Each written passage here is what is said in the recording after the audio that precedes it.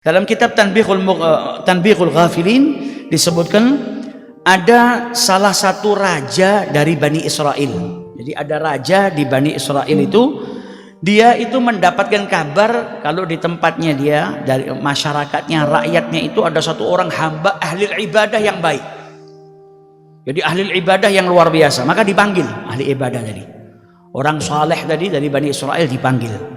Kemudian raja tadi minta supaya orang soleh tadi tinggal dekat sama dia. Jadi sahabatnya tinggal dekatnya, selalu ada di pintunya. Jadi suatu waktu kalau saya butuh engkau ada. Jadi raja-raja zaman dahulu itu juga senang dekat sama orang soleh. Tapi kadang merintahnya mintanya kebablasan. Nah dia senang sama orang soleh, tapi orang solehnya nggak boleh pergi jauh-jauh. Kau harus ada di pintu saya. Jadi kalau kapanpun saya butuh, pengen ngobrol, minta nasihat, kau ada. Maka orang soleh tadi, orang yang ahli ibadah, berkata kepada raja tadi, hasanan ma taqul ayyuhal malik. Yang kau ucapkan itu baik. Akan tetapi bagaimana wahai raja, kalau suatu hari, kata beliau, lau annaka dakhalta yauman fi baitik, suatu hari kau masuk ke dalam rumahmu, fawajadtani al'abu ma'a jariyati. Bagaimana kalau suatu hari ketika kau pulang ke rumah, kau dapatin saya sedang bermain-main dengan budak wanitamu.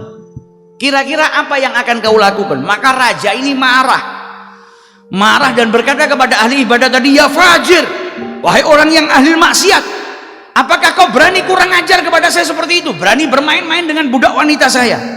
Maka orang yang ahli ibadah tadi berkata, innali rabban kariman, ketahuilah wahai raja, saya itu punya Tuhan yang dermawan, Tuhan yang mulia, Allah subhanahu wa ta'ala. Andai saja Allah subhanahu wa ta'ala itu melihat saya dalam sehari semalam saya itu berbuat salah 70 kali dan saya bertobat, dia nggak marah kepada saya dan tidak ngusir saya dari pintunya dan tidak mengharamkan saya dari rezekinya. Bagaimana mungkin saya akan meninggalkan pintu Tuhan saya dan pergi ke pintu Anda yang sudah marah sebelum saya melakukan perbuatan tadi? Kau sudah marah dulu. Bagaimana mungkin saya milih pintu Anda dan meninggalkan pintu Tuhan saya? Saya ini punya Tuhan yang kalau saya berbuat salah walaupun 70 kali dia nggak marah kepada saya, asalkan dia bertaubat kepada Allah subhanahu wa ta'ala. Ini orang bukan ngeringankan atau gampangkan perbuatan dosa ya, enggak. Tapi dia menunjukkan bagaimana rahmatnya Allah, bagaimana maghfirahnya Allah. Dan andai saja saya berbuat maksiat, Allah nggak haramkan saya dari rezekinya, nggak ngusir saya dari pintunya. Bahkan orang yang kelewat batas itu disebut sama Allah, ya ibadi, qul ya ibadi alladzina asrafu ala anfusihim. Orang yang kelewat batas dosanya banyak itu masih dipanggil sama Allah sebagai ibadi, hambaku.